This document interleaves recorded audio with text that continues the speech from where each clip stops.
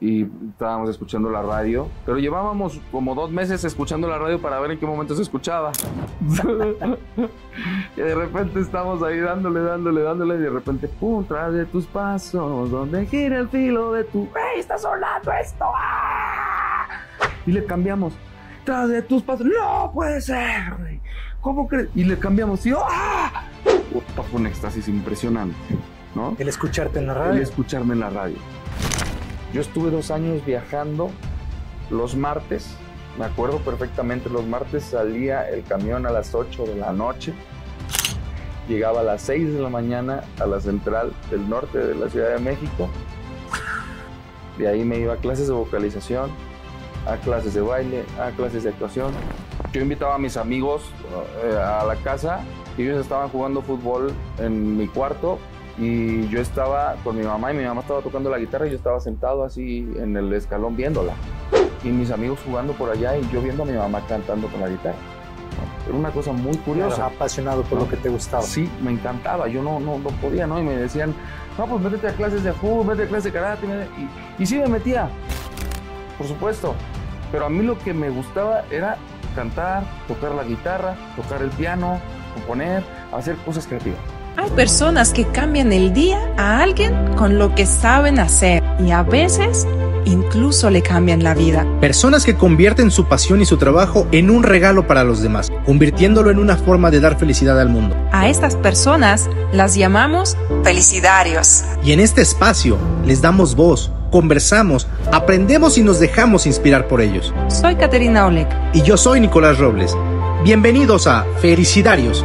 Un podcast para recordar que dar felicidad a otros es una forma de transformar al mundo. Bienvenidos a este nuevo episodio de Felicidarios. Hoy tengo como invitado a Jerónimo. Él es cantante, compositor, productor, pero no te quiero contar mucho. Mejor te lo presento. Bienvenido, mi querido Jerónimo. Nicolás, muchísimas gracias por invitarme aquí a tu espacio. Un saludo grande a toda la gente que nos está viendo y de verdad me siento muy contento de poder estar aquí contigo. Amigo, para mí es muy grato tenerte como invitado y te presenté como ese currículum de lo que haces, pero quiero preguntarte, ¿quién es Jerónimo? Es una pregunta muy difícil y muy fácil de responder también, ¿no? Como dices, soy productor musical, soy cantante, soy compositor, pero primero que nada soy persona, ¿no? Y bueno, siento que hoy en día una persona que ha crecido en la música, en esta industria, logrado muchas cosas, una persona que también siento que a pesar de que he logrado muchas cosas, también tengo muchas cosas, todavía muchos sueños por lograr, ¿no? Como persona y como profesional, ¿no? Tengo 2 hijos, soy divorciado. ¿Eres mexicano? Amo a mis hijos. Soy mexicano. ¿De Ciudad de México? 100% mexicano. Soy de Ciudad Victoria, Tamaulipas. Tengo 42 años, ¿no? Y bueno, pues prácticamente yo creo que ya llevo más tiempo en la música que en otra cosa, ¿no? Porque empecé como a los 12 años. Me vine a México a estudiar profesionalmente, ¿no? Y a los 14, 15 años estaba yo ya grabando mi disco. Ok, a eso quería llegar porque, mira, normalmente me gusta preguntarle a las personas, a nuestros invitados, si a lo que te dedicas hoy algún día lo soñaste como niño. Y es increíble cómo decir, a los 12 años me vine para Ciudad de México. ¿Pero era tu sueño? Te voy a contar algo.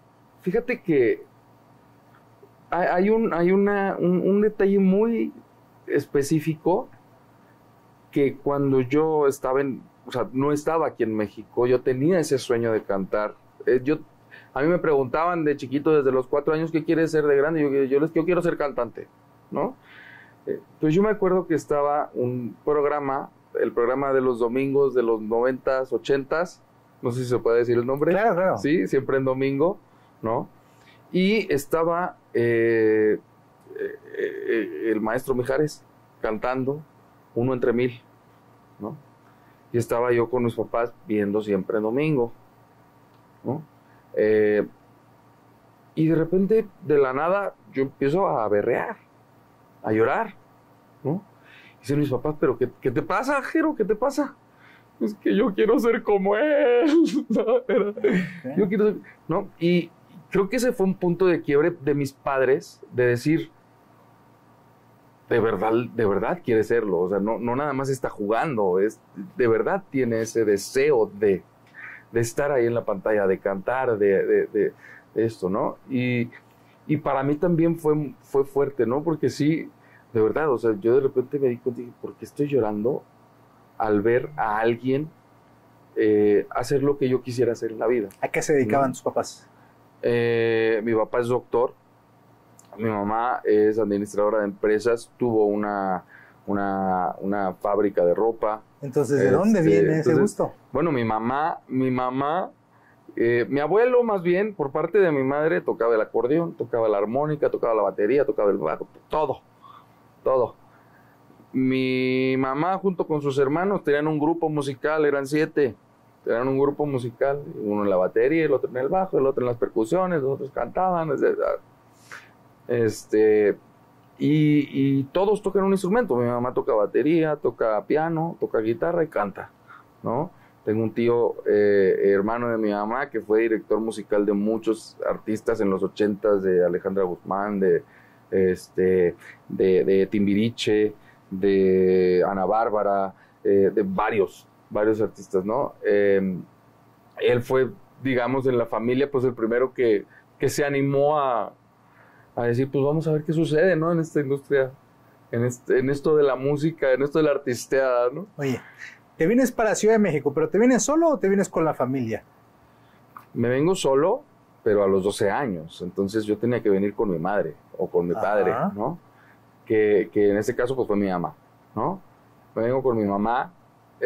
Una primera oportunidad fue justo a los 12 años, ¿no? Y creo que recién cumplidos. Y fue una entrevista en Televisa con Eugenio Cobo. Curiosamente, pues Eugenio Cobo es el director de actores de Televisa, no de cantantes, ¿no?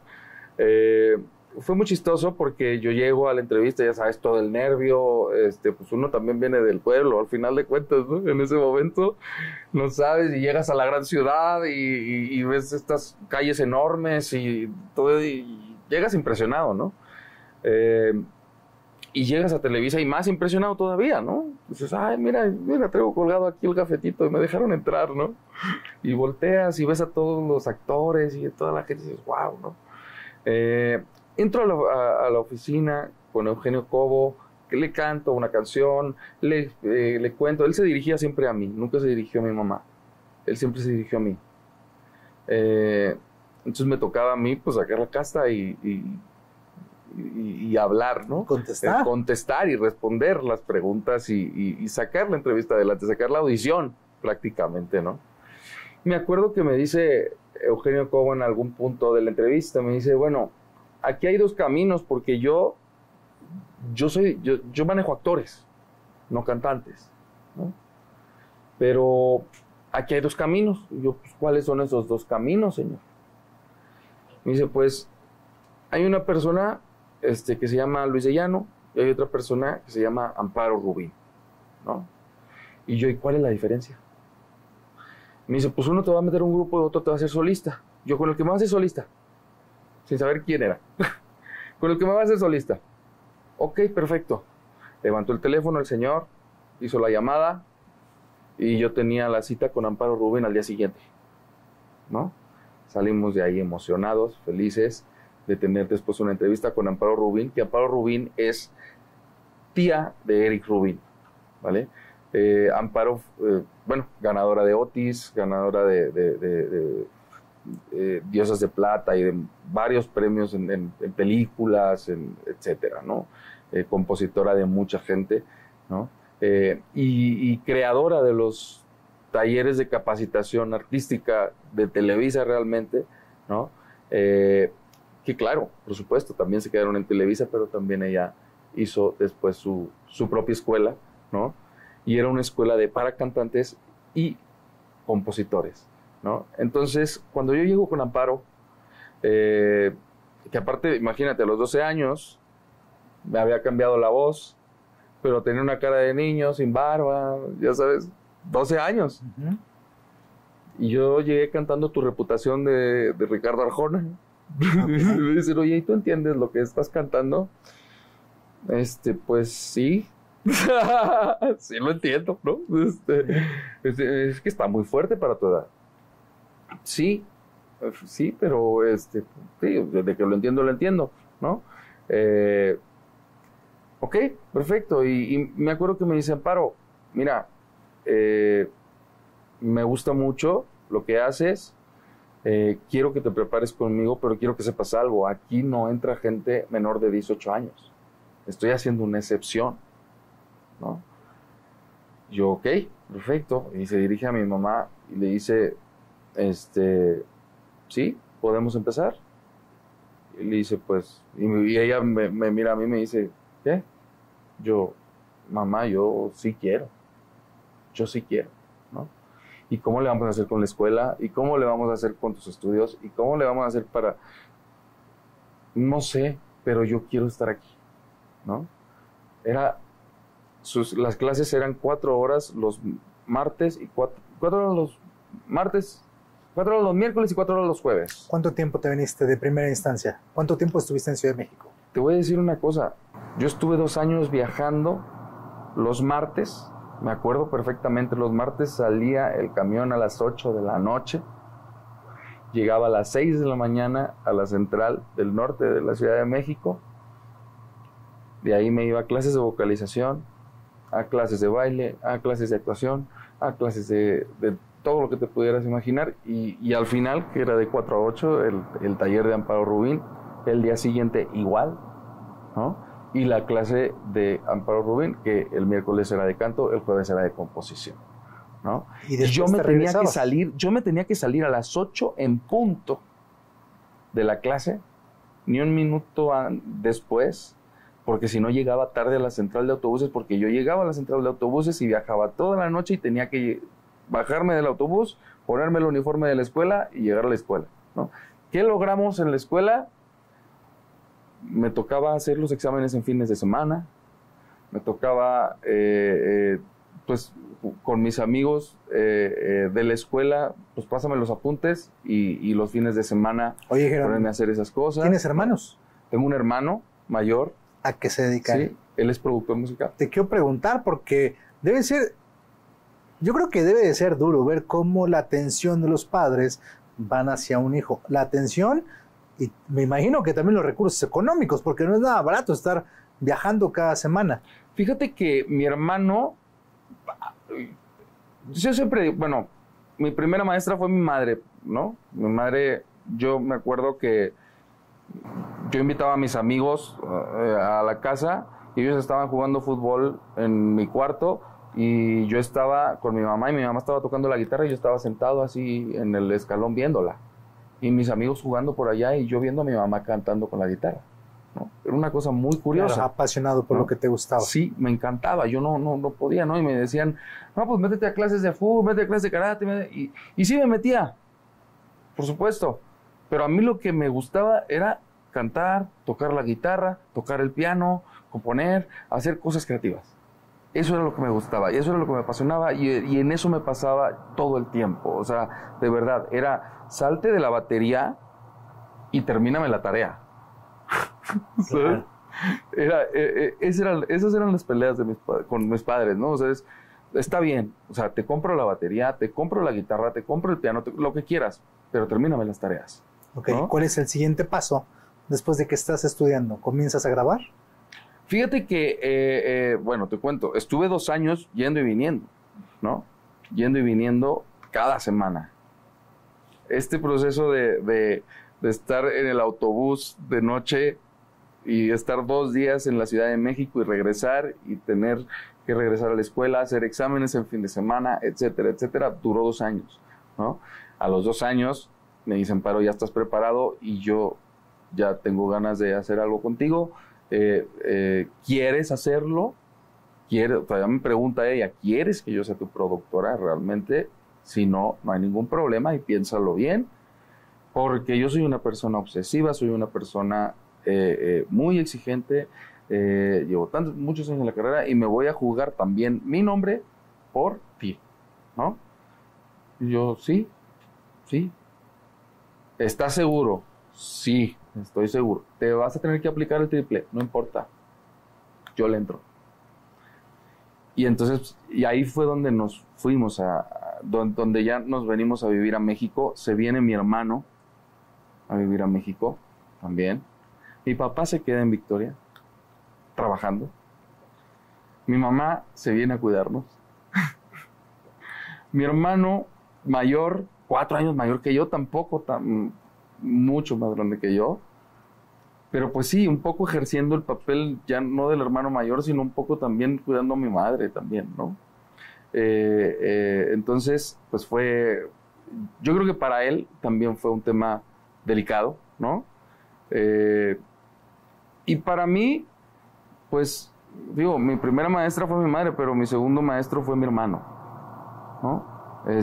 Las primeras canciones que yo me aprendí en la batería y en la guitarra son canciones que mi hermano me enseñó, ¿no?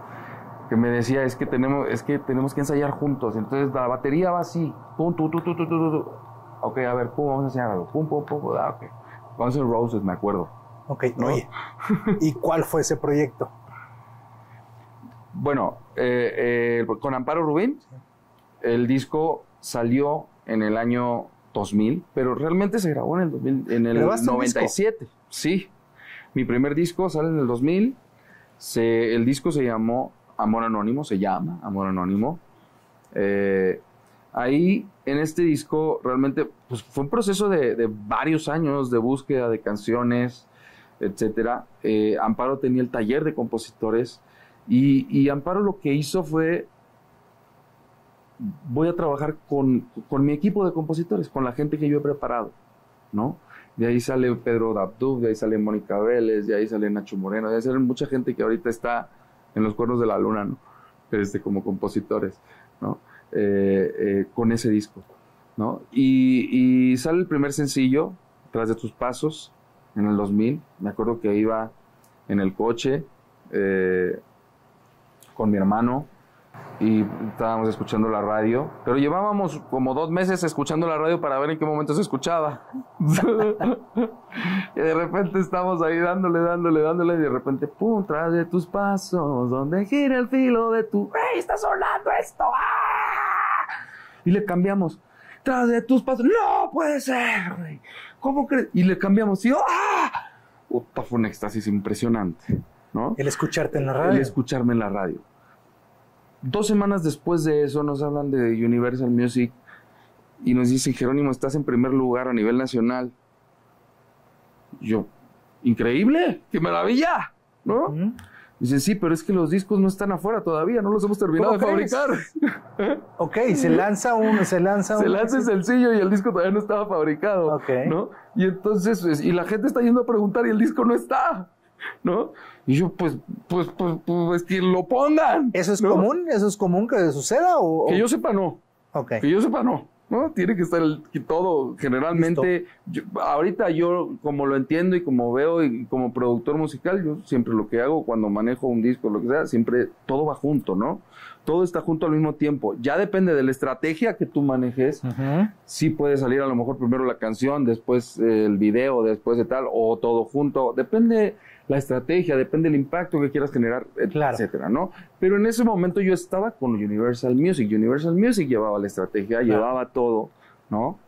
Pero fue muy, muy interesante cómo a las 2 semanas Tras de tus pasos se coloca en primer lugar nacional, ¿no? ¿Y qué te trae el poner uno de tus éxitos, bueno, colocar un éxito en primer lugar? Pues para empezar, en la casa, ¿no? En la casa era muy chistoso porque siempre era, a ver, Jero, tú sigues siendo aquí el hermano, el hijo, y no eres el que van a ver allá en la calle o el que van a adular, ¿no? No eres el que sale en la radio, exactamente. Eres el hijo todavía. Sí, siempre vas a ser Jerónimo, siempre vas a ser mi hijo, siempre vas a ser mi hermano, y no pierdas nunca eso, ¿no? Me acuerdo que canijos, Bueno, órale, pues lánzate por las cocas, ¿no? Y me lanzaba por las cocas, ¿no? Tú que eres compositor, componte un camino por los refrescos, ¿no? Totalmente, ¿no? Y la verdad es que fue algo que en su momento me destanteaba, pero hoy lo agradezco mucho, ¿no? Porque no dejaba que te subieras. No dejaba que me subiera porque sí, efectivamente, vinieron muchas cosas, o sea, a mí sí me tocó aquí en la Ciudad de México o aquí en el país, pues de repente salir a la calle y que la gente se te quedara viendo y que de repente se me quedaban viendo o que de repente se me acercaban o que de repente me pedían una foto. Y comienzas a ir a programas de televisión. Llegó ese tipo de fama, ¿me explicó? Entonces lo viví, lo sentí, lo disfruté y todo y el tener a mi familia cerca y cuidándome me ayudó a tener siempre los pies en el suelo, ¿no? Al final siempre era Jero, ¿no? El de la casa, ¿Cuánto tiempo, familia, ¿cuánto ¿no? tiempo duró ese boom? Fue del 2000 al 2001 que fue la promoción de ese disco, pero hicimos muchas cosas. Hicimos conciertos montones por todo el país, hicimos promoción por todo el país. Era cuando se hacían promociones por todo el país. Era cuando te ibas en la camioneta de la Ciudad de México a Hidalgo, de la Ciudad de México a Puebla, de la Ciudad de México a Querétaro, de la Ciudad de México a Celaya, oye, que tienes que ir a Monterrey, bueno, ahí ya toca avión. Ok, perfecto, pero entonces, y te tienes que ir a la zona sur, a tal, o sea, y luego conciertos, ¿no? Ok, conciertos, ok, prepara la banda, ¿no? Pues, ¿qué tipo de banda? Ok, perfecto, oye, te tienes que... Hasta para los programas de televisión, que en ese momento, por ejemplo, pues no había, no podías cantar en vivo en los canales de televisión, entonces había que hacer playback, entonces aprende el playback, ¿no? Yo me acuerdo que yo les decía siempre, yo no quiero cantar playback, ¿por qué me hacen cantar playback si yo canto? ¿No? Y ni modo, tienes que cantar playback. Ok, pues aprender el playback de todo el disco, ¿no? Y me puse a aprender el playback de todo el disco para poder salir en los programas de televisión. Me tocó salir en Hoy, que hasta la fecha está, ¿no? Me tocó salir ya no fue siempre en domingo, fue el programa de Coque Muñiz, ¿no? Domingo por la noche, no recuerdo el nombre realmente, pero fue con Coque Muñiz. Y bueno, muchísimos programas, ¿no? Todo, prácticamente me recorrí todo el país. ¿En qué escenarios estuviste? ¿Con quién has compartido escenario? Me tocó compartir escenario con Paulina Rubio, me tocó compartir escenario con Jeans, me tocó compartir escenario con Cabá, con Onda Vaselina, todavía sin 007, ¿no? Con UF, con toda esa camada. Okay. ¿No? Con toda esa camada. Después de ese 2001, ¿qué sigue? ¿Sacar otro disco? Después de ese 2001, me fui a Miami. Okay. Me fui a Miami. Hubo un momento donde yo hice un concierto, me contratan de una marca de cosméticos para hacer un concierto, ¿no? En el World Trade Center, aquí en México. Cabían 5,000 personas, ¿no? Era un evento enorme para mí, ¿no? 5,000 personas. No es cualquier cosa, ¿no? Y antes de salir al concierto me dicen, Jero, ya está el lugar lleno, pero tenemos 7,000 personas afuera, ¿no? Entonces vamos a tener que estar rotando a la gente, ¿no? Entonces, ok, así se hizo el concierto, ¿no? Un concierto en vivo, escenario maravilloso, increíble, la canción en número 1, todo, ¿no? Y entonces yo salgo de ahí, sigue habiendo conciertos, sigue habiendo presentaciones, sigue habiendo todo esto. Llega un punto donde estamos ya en el tercer sencillo, Niña Vanidosa. El segundo sencillo fue Nada Vuelve a Su Lugar, el tercero fue Niña Vanidosa. Y me acuerdo que voy con Manolo Calderón, que en paz descanse, que aparte lo quise mucho y fue un gran mentor, ¿no? Porque aparte Manolo Calderón era una persona que no era el ejecutivo de los números, era el ejecutivo creativo, ¿no? Era pianista. Entonces tuvimos mucha empatía, ¿no?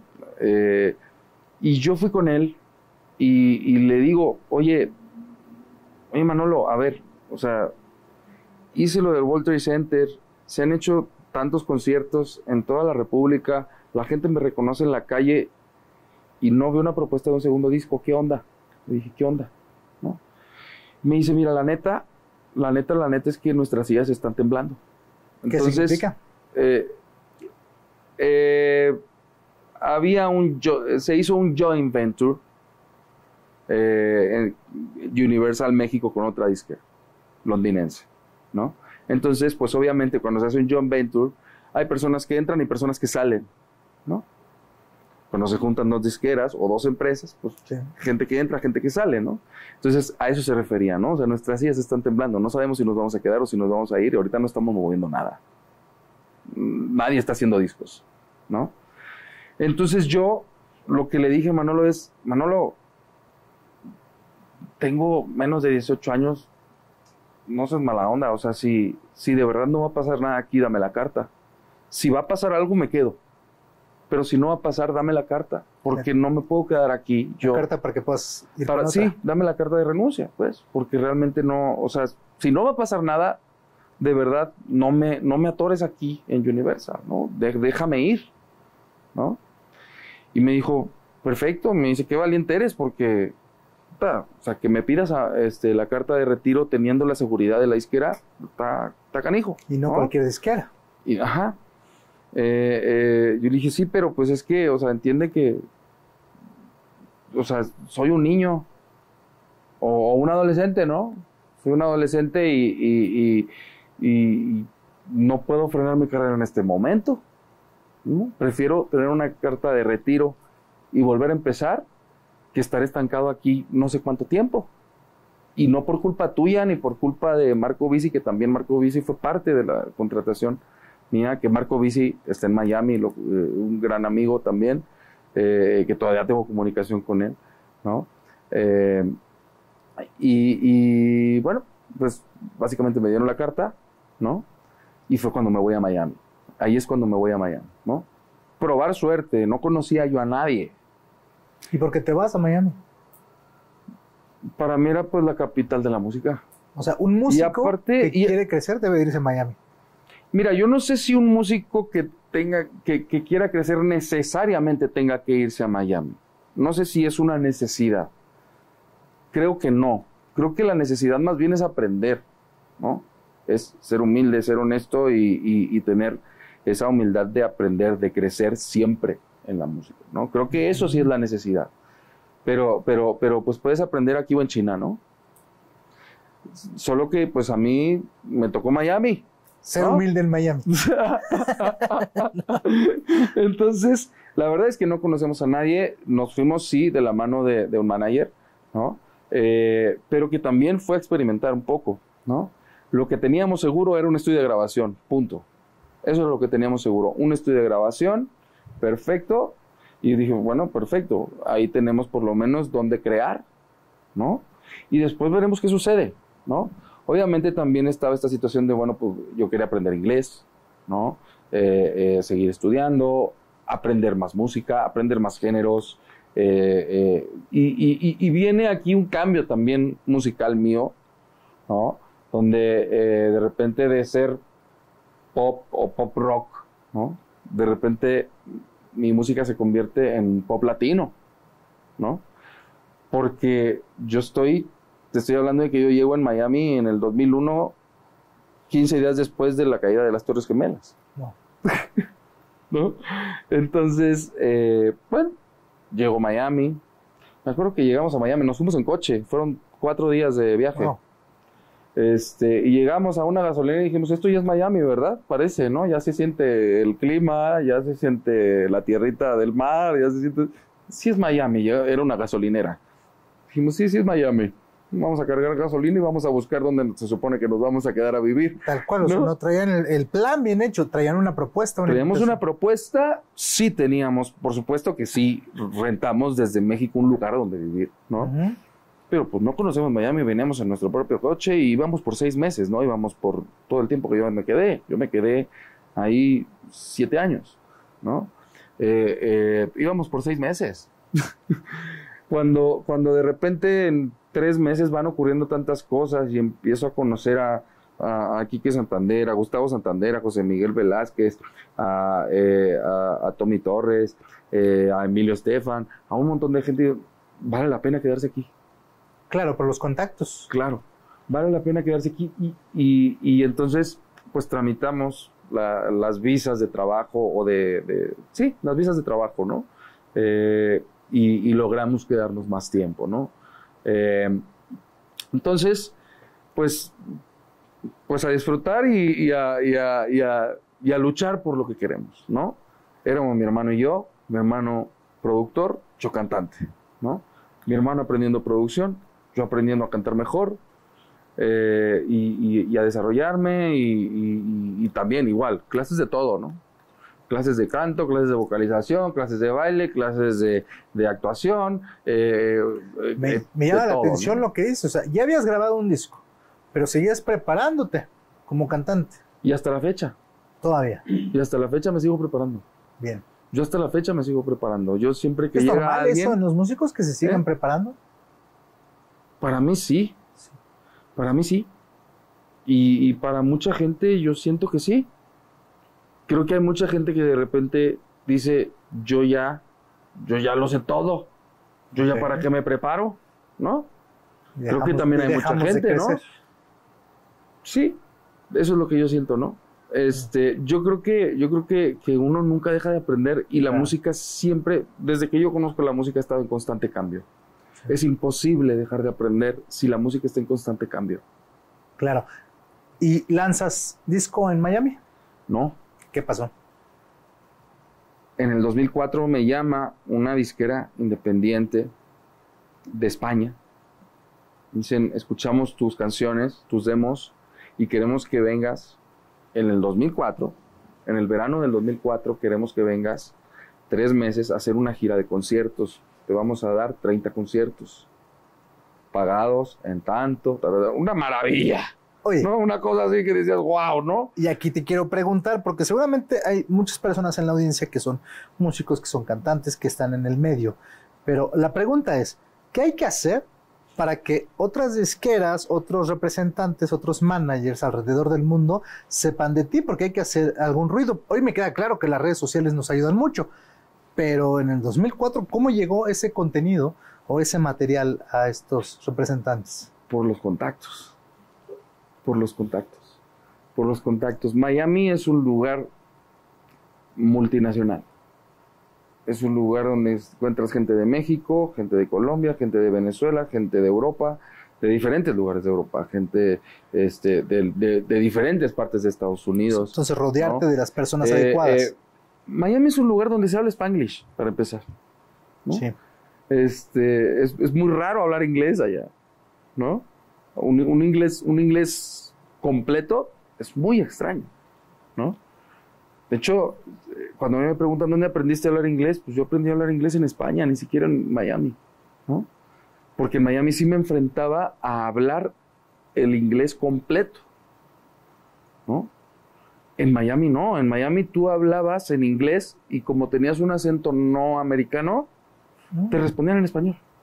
Claro. Y seguías hablando español. O Spanglish, ¿no? Entonces, por medio de un contacto, llega la música a España, llega la música de esta disquera, me hacen esta propuesta y mi respuesta es, sí, claro que sí, pero estoy haciendo un disco ahorita. ¿Qué hacemos? ¿Quieres que vaya con el disco que tengo? ¿No? El disco que hizo Amparo Rubín, junto con Lori Cheroni, ¿no? Me dice, a ver, mándame el disco completo. ¿No? Bueno, ok, ahí va, todos los demos, ahí van, ¿no? Oye, ¿sabes qué? No hay problema, aguantamos. Te vienes el 2005, pero con disco completo. Órale, va, perfecto. Me voy con disco completo en el 2005. Entonces, estamos en el 2004, hacemos el disco, producimos el disco en el 2004, lo mandamos en el 2004, el disco a España. Yo voy en el 2004 a firmar contrato a España. Me acuerdo que fue un viaje terrible. Casi se cae el avión, güey. Fueron todo el viaje, el avión estaba así. Y de verdad estoy viniendo a Europa, ¿no? No estoy seguro ya si de verdad no me vaya a caer yo en alguno de estos viajes, ¿no? Porque en ese momento no era irse a vivir a Europa, era, estás en Miami y ven a promocionar a España, ¿no? Entonces llego a España, me dicen, ok, este es un contrato, vas a sonar y vas a trabajar en España, Portugal y Francia. Perfecto, increíble, ¿no? Firmo contrato, al día siguiente hago una sesión de fotos, la sesión de fotos de la portada, literalmente. Regreso a Miami y tenía que estar el disco a la de ya, ¿no? Vámonos pues a la de ya, ¿no? A la de ya. Tuve la oportunidad de grabar ese disco con grandes músicos que hoy puedo decir que son mis amigos, ¿no?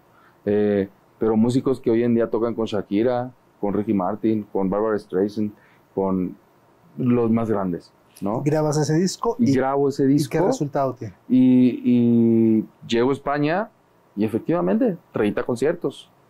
30 conciertos, gira nacional en España, paseos por Portugal, paseos por Francia. No giras, pero sí paseos, ¿no?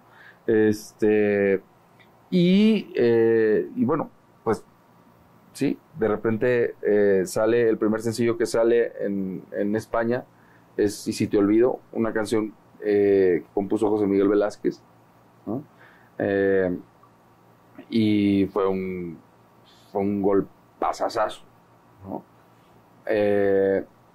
Después sale Gitana, una canción que compuse con Olga Chirino. Olga Chirino, hija de Willy Chirino, uno de los grandes salseros de Miami, cubano. La compuse con ella, la compuse con mi hermano, Jay Mansur, y yo, ¿no? Y esa fue la canción de verano. Allá se utiliza mucho hasta la fecha el verano y lanzan las canciones de verano, ¿no? Las canciones para bailar, ¿no? Gitana era una canción muy movida, era una rumba flamenca prácticamente, ¿no? Entonces sale esa canción y revienta el verano con esa canción y revientan los conciertos, ¿no? Y pues me aviento esa gira de conciertos, increíble, pero ahí yo todavía no vivía en España. Yo estaba entrando y saliendo. Miami, España. Miami, España, Miami, España, ¿no? Así fue todo ese disco. Yo fui como 4 o 5 veces. ¿Qué pasaba en México? Nada. Nada. Ese disco no salió en México. Se estaba promoviéndose. Se estaba promoviendo solamente en España, Portugal y Francia, y sí salió en Estados Unidos. Sí salió en Estados Unidos y sí se distribuyó en Estados Unidos por medio de Universal Music Latin. ¿Por qué crees que no había un impacto en México? Ni lo intentamos. No. Ni lo intentamos, realmente. Nos fuimos a Europa y por la gracia de estar en Miami me dio la oportunidad de poder sacarlo también en Miami. Y todo este éxito que viene de Europa se refleja en Miami y se refleja en la parte latina de Estados Unidos. Yo me acuerdo que llega en algún momento en el 2006. Entonces, yo estoy en la promoción del disco y en el 2006 llega Jorge Luis Piloto, un gran compositor de muchísimas canciones. La Negra tiene tumbado, Yo no sé mañana, montones de canciones. Y llega al estudio, a mi casa, donde yo tenía el estudio en mi casa, ¿no? Sin preguntar. Llega, estaba tocando, me dijo, llevo media hora tocando la puerta del estudio, ¿no? Ya le abrimos. Y me dice, Jero, Jay, siéntense. Vengo a contarles algo. Y yo, ¿y nosotros qué pasó? Es que vengo de del evento de los Grammys, donde se hacen las prenominaciones, nominaciones, votaciones, etcétera, etcétera. Dijeron, estás prenominado. Ya nada más falta la siguiente etapa, ¿no? Y yo, wow, ¿no? ¿Cómo? ¿No? Nos quedamos en la prenominación, ¿no? pero fue un gran impacto, ¿no? Un gran impacto para mí y para toda la gente que participó en ese disco, porque realmente ahí estaba en ese disco José Miguel Velázquez, ahí estaba Juan Carlos Pérez Soto, estaba Fernando Osorio, estaba Gustavo Santander, estaba yo, estaba Olga Chirino, o sea, había muchos compositores muy importantes, ¿no? Que tuve pues la oportunidad de trabajar con ellos, lo tengo que decir así, ¿no? Tuve la oportunidad de que ellos me abrieran la puerta, de que creyeran en mí y de que me dejaran escribir con ellos, aprender de ellos y lograr hacer esas canciones, ¿no? Y otras canciones que también eran de otras gentes, no solo mías, ¿no? En ese disco creo que había solamente 5 canciones mías y el resto eran canciones de otros compositores que me cedieron. ¿Y qué tal le fue ese disco? Le fue muy bien, le fue maravillosamente. Te digo, pues hicimos muchos conciertos, tuvimos la prenominación de los Grammys, fui revelación latina en cadena dial en España, ¿no? Con ese disco, y me fue muy bien, me fue maravillosamente. Nos fuimos directamente al siguiente disco. Yo todavía vivía en Miami y yo siempre lo que dije yo siempre le decía a la disquera, yo necesito hacer los discos en Miami. Yo necesito hacer los discos en Miami, ahí tengo a mi gente, ahí tengo mi equipo creativo y sí, acepto que hagamos cosas en España, pero no puedo dejar mi identidad fuera, ¿no? Me acuerdo que en algún momento me quisieron imponer un productor de español que hacía rock y yo estaba en el mundo latino, del pop latino. Yo le digo, a ver, ¿qué tiene que ver esto con esto? ¿Por qué me quieres imponer a este productor?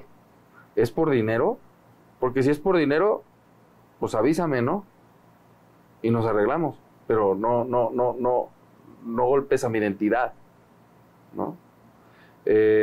Y bueno, logré mi cometido, seguimos produciendo en Miami, ¿no? Pero efectivamente mi hermano se fue 1 mes y medio y gran parte de ese disco, que ya no es el segundo, ya te estoy hablando del tercero, fue grabado en España. Y aprovechamos la situación, claro, nos fuimos a Italia, fuimos a saludar a Loris después de tanto tiempo de no verlo, hicimos mastering en Italia.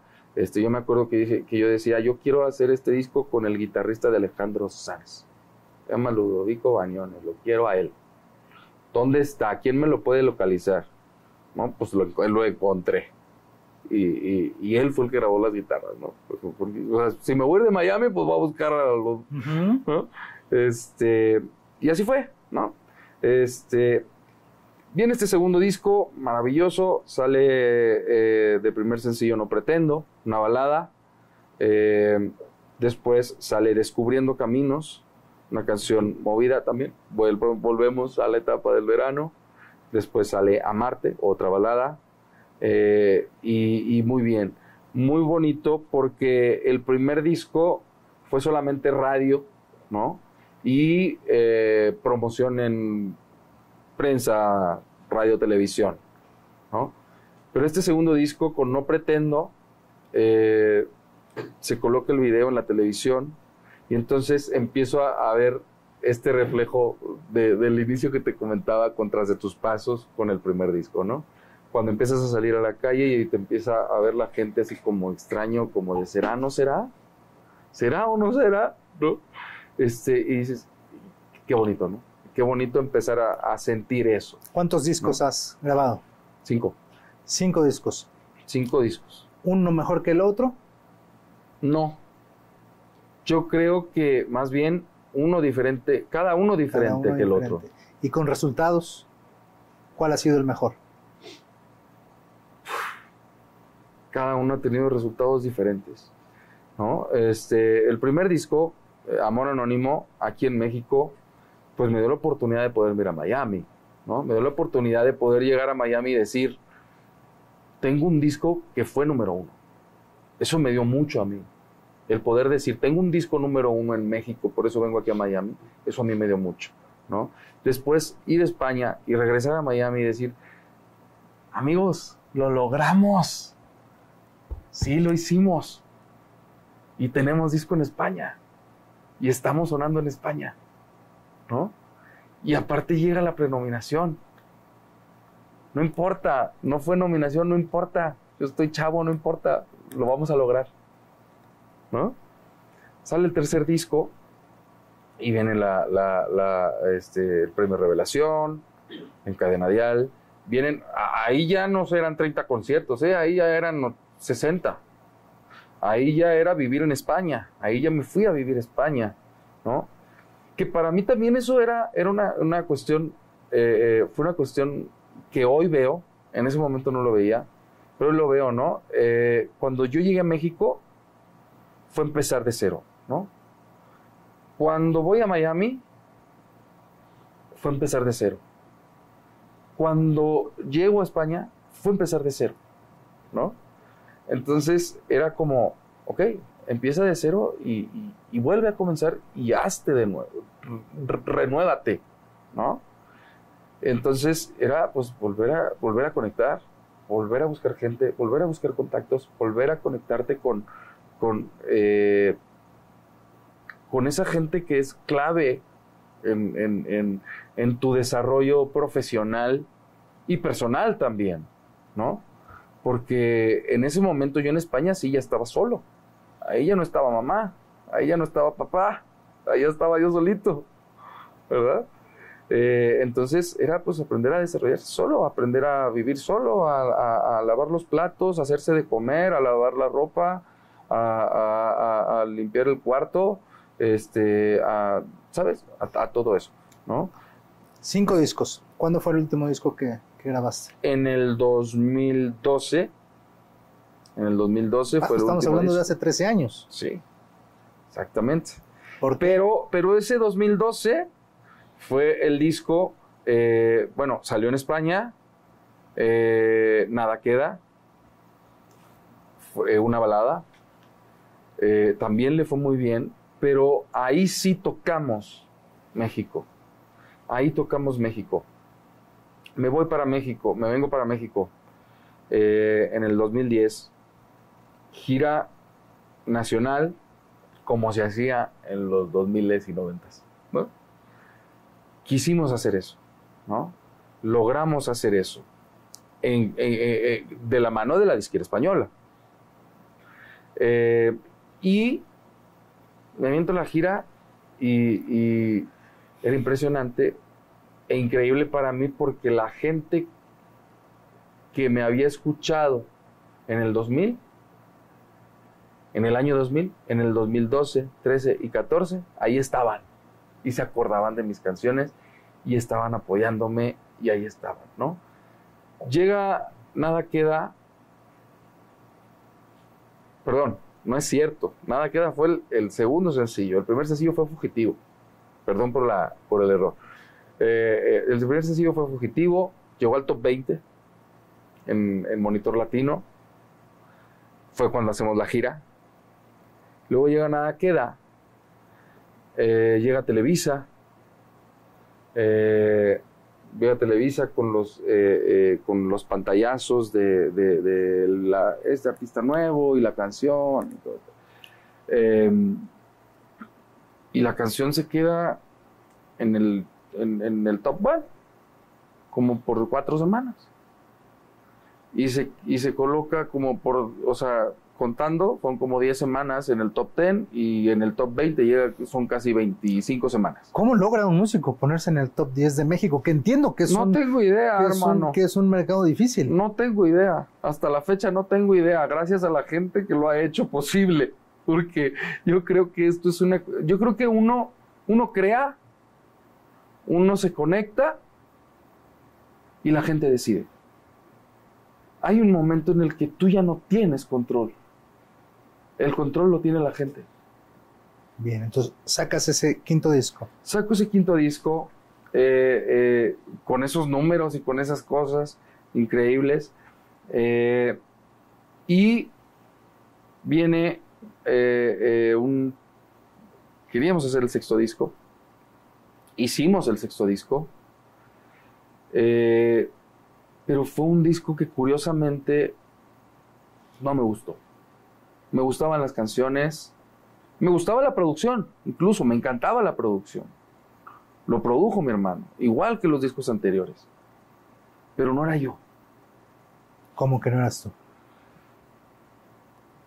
Estaba de la mano de un manager que tenía una visión diferente a la mía, ¿no?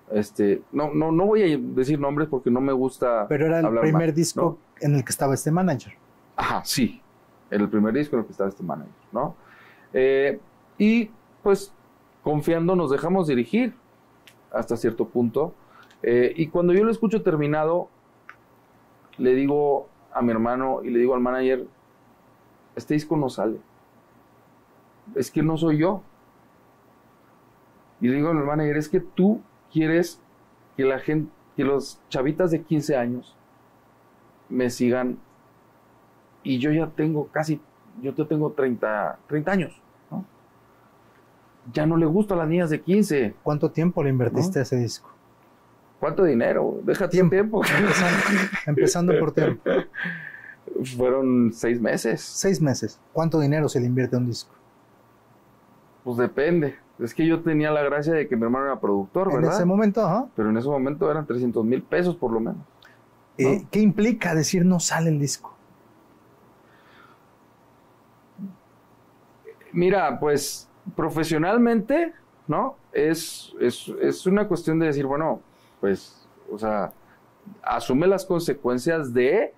¿Cuáles son? Que no vas a estar ya vigente. O cómo le vas a hacer para seguir vigente sin un proyecto vigente, actual, ¿no? Porque independientemente de que en ese momento no estábamos en la etapa de la inmediatez como es hoy en día, ¿no? Canciones de 2 minutos y medio, sencillos de 3 semanas, etcétera, etcétera. En ese momento duraban todavía 4 meses, 6 meses los sencillos. Hoy no, ¿no? Entonces, pues era como mantenerse vigente, ¿no? Profesionalmente hablando. Personalmente fue bien duro. Fue bien duro para mí porque pues prácticamente fue retirarme de la música, pero sin decir que me retiraba de la música, porque yo no quería retirarme de la música, ¿no? Es cuando empiezo a producir por mi cuenta, ¿no? A convertirme en productor musical por mi cuenta. Traía producciones ya atrás en España. En España me tocó producir a Toñi Salazar, me tocó trabajar con Pastora Soler en la producción de Pero en ese Eurovisión. momento cambias tu carrera de cantante por producir. Sí. Cambio mi carrera de cantante por producir para seguir en la música, para seguir haciendo música, para seguir alimentándome de la música. Ok, no tenía pantalla. Perfecto, no hay problema. ¿Y qué pasó? El éxito no es ser famoso. El éxito es sentir esa satisfacción de estar haciendo lo que te gusta y disfrutarlo y sentirte realizado. Ok. Lo que quiero preguntarte es, ¿cómo toma Jerónimo en ese momento? Entiendo la decisión de decir, bueno, paro la música como cantante, voy como productor y estoy en la misma industria, en el mismo camino, pero ¿cómo tomas dejar, al menos por un momento o como sea, el sueño de decir, quiero estar como Mijares, dejarlo un poco en pausa? ¿Es fácil? ¿Es difícil? Fue bien fuerte. Yo me acuerdo que agarré mis cositas, agarré mi dinero ahorradito, dije voy a comprar mi Pro Tool chiquitito el 003, con una computadora decente, y voy a hacer mis cositas. Tenía un estudio grande con mi hermano, un estudio profesional, pero ese era un estudio profesional que manejaba mi hermano y él era el productor. Yo entraba ahí a ver, a opinar, a arreglar, incluso a hacer arreglos, pero no era el dueño del gran estudio, ¿no? Entonces me voy a vivir solo, me pongo mi estudio, ¿no? fueron 2 años, te lo comenté ahorita un poco fuera, 2 años de depresión. No me di cuenta que era una depresión porque yo no sabía que era una depresión, ni siquiera. Simplemente estaba triste, estaba como, no me gusta esta vida, ¿qué onda? Me casé, tuve 2 hijos. También, de eso no me arrepiento, ¿eh? De mis hijos nunca, al contrario, ¿no? Pero bueno, fue parte también del proceso. Y bueno, fueron 2 años estando así hasta que de repente digo, ya basta de estar aquí. Cuando me doy cuenta que estoy en una depresión, digo, ya, no puedo estar más así triste, no puedo más estar así sin hacer música o haciendo publicidad, haciendo cosas que no, es que uno como creativo, ¿no? O como músico, dices, quiero hacer una canción, ¿no? Y hacer publicidad es, necesito 30 segundos de tal, y 10 segundos de tal, y 5 segundos de tal. Ya no estamos hablando de compases, ni de tempo, ni de acordes, ni de música. Ok, pero paras ahí, ¿pero sigues componiendo? Sí, siempre.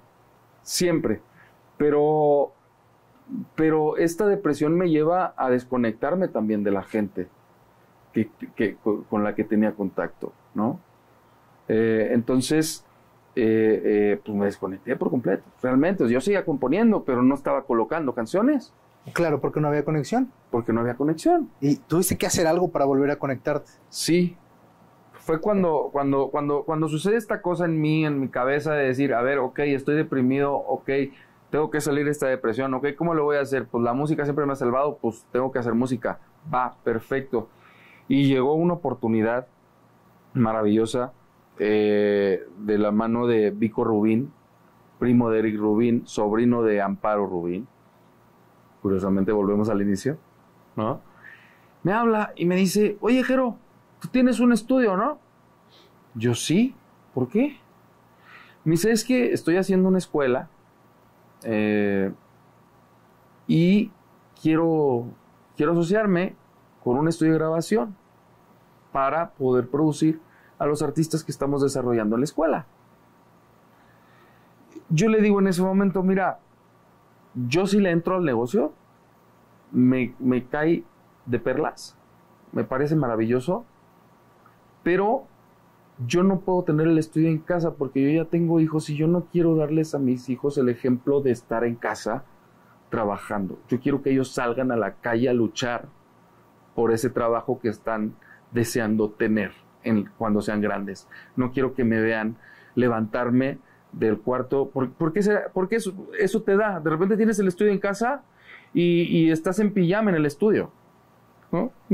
Y de repente tienes el plato de comida al lado de la consola, ¿no? Y la cena también, ¿no? Y de repente te das cuenta y llevas 20 horas en el estudio y no has salido, ¿no? Entonces, yo lo que le dije a Vico fue, sí, me animo, vamos a hacerlo, pero necesito sacar el estudio de aquí. Me dice, vente acá donde vamos a hacer la academia, a ver si encuentras, creo que hay un lugar, a ver si te gusta, ahí lo hacemos, si no, pues buscamos dónde, ¿no?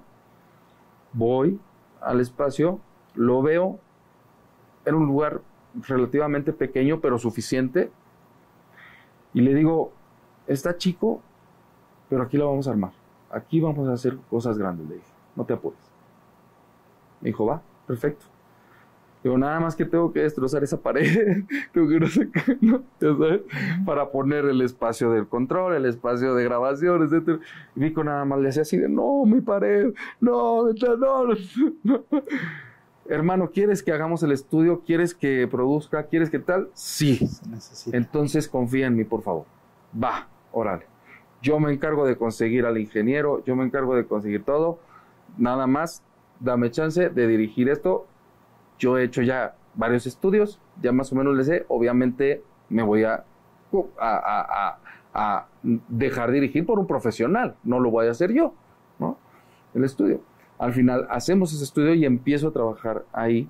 Me acuerdo que estaba a punto de casarme, ¿no? Y teníamos un dinero ahorrado, ¿no? Para la boda. Y Y me acuerdo que a mi ex esposa le dije, oye, llegó esta oportunidad. ¿Boda o estudio? No, tampoco. Pero sí le dije, mira, la boda se va a la mitad. Y la otra mitad se va para el estudio. Porque esto es lo que nos va a dar de comer. ¿No? El que quería la boda grande era yo, entonces no hubo problema. ¿No? Y así fue como yo tuve el dinero para poder hacer el estudio. Fueron 7 años trabajando ahí. Ok, y regresas a producir. Y regreso a producir. ¿Cuánto tiempo después de que paraste vuelves a cantar o ya no cantas? Voy a empezar a cantar ahora. Regresas a cantar. Voy a empezar a cantar ahora. Sí. ¿Por qué? Porque creo que fue un proceso de crecimiento, de evolución, de entendimiento y de acomodar también un poco los sueños, ¿no? Yo siento que mi sueño nunca ha cambiado, simplemente ha ido evolucionando.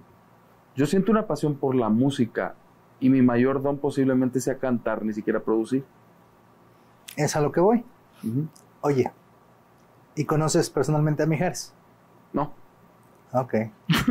No. Buen momento.